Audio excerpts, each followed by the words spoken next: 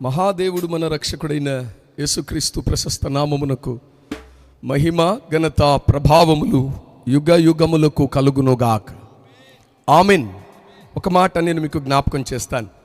అపోస్తలుడైన పౌలు ఫిలిప్పీలో ఉన్న సంఘానికి రాస్తూ అంటాడు, దేవుని పక్షమున దేవుని యందు విశ్వాసం ఉంచుటకు మాత్రమే కాక ఆయన పక్షమున శ్రమపడుటయు మీకు అనుగ్రహముగా ఇవ్వబడింది అంటాడు. దేవునికి స్తోత్రం కలుగునుగాక.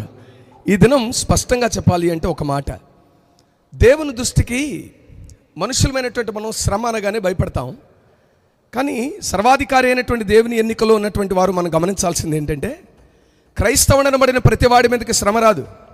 శ్రమలు అనేవి ఆయన తన కృపను బట్టి ఎంచుకున్న వారికి, శ్రమ పడుటకు కూడా కొందరిని మాత్రమే అర్హులుగా ఎంచుకుంటాడు ఆయన. దేవునికి మహిమ కలుగునుగాక. మీకు అర్థం కావాల్సిన సత్యం చెప్తున్న మరొకసారి వినండి. చాలామంది క్రైస్తవులైనటువంటి మనం, మన ఇచ్చ, మన కోరిక, మన ఆశ ఏంటంటే శ్రమల నుంచి ఎంత తప్పించబడితే, ఎంత దూరంగా పోతే అంత మేలు అనుకుంటాం. కానీ శ్రమ పడుట కూడా దేవుడిచ్చే గొప్ప భాగ్యము ప్రభునందు ప్రియమైనటువంటి దేవుని పిల్లలారు.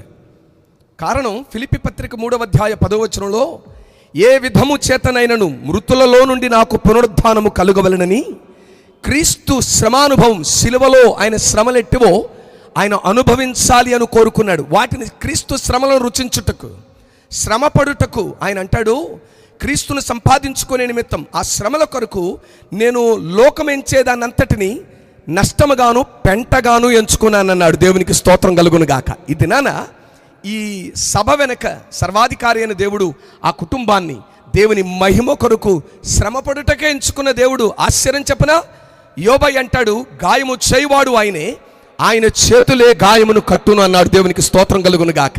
సర్వాధికారి అయిన దేవుడు ఒకే ఒక్క మాట సూటిగా చెప్పాడు. ఏమనో తెలుసా? ఆపత్కాలమందు మీరు నన్ను గూర్చి మొరపెట్టుదురు, నేను మిమ్మల్ని విడిపిస్తాను, అప్పుడు మీరు నన్ను చెప్పాలి. మీరు నన్ను ఈ సభ వెనక, ఈరోజు దేవుని మహిమపరచుట వెనక ఉన్న ఒకే ఒక్క ఉద్దేశం. చాలామంది అనుకుంటాం అది కీడు అని. దేవుని పిల్లలారా, శ్రమ పడుట కూడా అది దేవుని ఎన్నికలో ఉన్న వారికి మాత్రమే దేవుడిచ్చే గొప్ప భాగ్యం. మరొక్క మాట చెప్పి నేను ముగిస్తా. శ్రమలు లేవు అంటే ఆయన నీతో లేడు అని అర్థం. నువ్వు శ్రమ పడుతున్నావు అంటే ఆయన నీ యందు సజీవుడు అని అర్థం. దేవుడిచ్చిన ఈ మంచి అవకాశాన్ని బట్టి నా ప్రభువుకు హృదయపూర్వక వందనాలు చెల్లిస్తూ, నిశ్చయంగా దేవుడు తన కుమారుని ఎడల ఆయన ఇచ్చయించిన తన ఇచ్చ యావత్తు నెరవేర్చబడును గాక. Thank you all. ప్రాముఖ్యంగా అధ్యక్షుల వారికి నా హృదయపూర్వక వందనాలు.